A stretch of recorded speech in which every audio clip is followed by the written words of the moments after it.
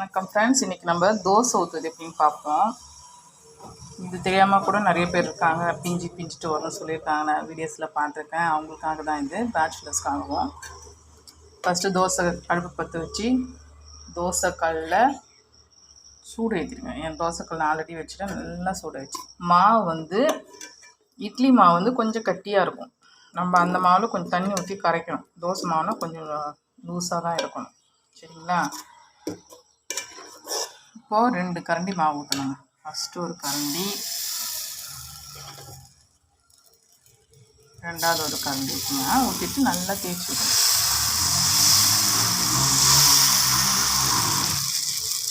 தோசை ஊற்றும் போது அடுப்பு ஸ்லோ ஃப்ளேமில் வைங்க. ஏன்னா அது ரொம்ப ஹீட்டாக இருந்துச்சுன்னா கல் வந்து மாவு பிச்சுட்டு போகும் தேய்க்கும் போது.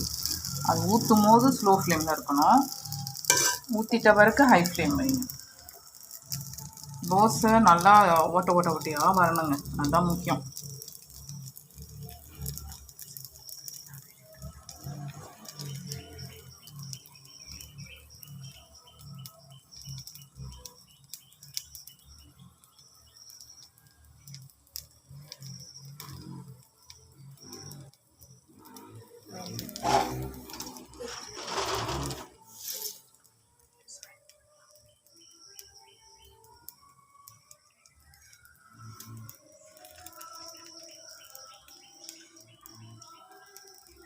இப்போ எண்ணெய் ஊற்றணுங்க. சுற்றி எண்ணெய் ஊற்றுவாங்க சில பேர்.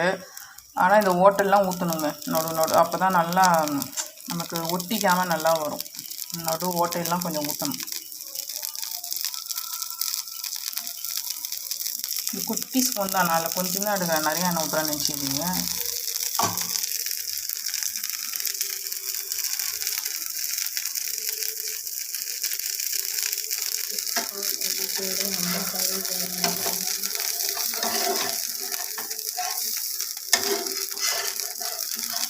இப்போது நல்லா சிகப்பு கலர் வந்துச்சு பார்த்தீங்களா? ரெடி. இந்த ப்ரௌன் மாதிரி இப்போ வந்துச்சுனாலே கொஞ்சம் வெந்துடுச்சு. அடுத்து தூ போட்டுக்கலாம். இது போட்டு ஒரு 2 நிமிஷம் ஹை ஃப்ளேமில் இருக்காங்களா, திரும்ப ஸ்லோ பண்ணிக்கோங்க. அப்போ தான் அடுத்து தோசை ஊற்றும் போது அந்த ஹை ஃப்ளேம்லேயே இருக்காது. நம்ம தோசை ஊற்றும் போது லோ ஃப்ளேமில் இருக்கணும். ஊற்றிட்ட பிறகு தான் ஹை ஃப்ளேம் ஆக்குங்க.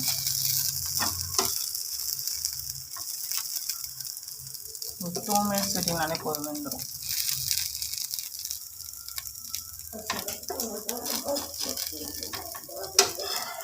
எப்போ அவ்வளோதாங்க. பேப்பர் மாதிரியே இருக்குங்க. பேப்பர் ஆட்டமே இருக்கும். சில பேருக்கு முறுமுறுன்னு ஊற்றினா பிடிக்கும். எங்கள் வீட்டில் இருக்கவங்களுக்கு முறுமுறுன்னா இன்னும் கொஞ்சம் நேரம் ஹை ஃப்ளேமில் வேக விடணும். எங்கள் வீட்டில் இருக்கவங்களுக்கு அது பிடிக்காது. அந்த மாதிரி இருந்தால் அப்படியே பேப்பர் மாதிரி இப்படி இருந்தால் தான் பிடிக்கும். அவங்களுக்காக தான் அந்த மாதிரி.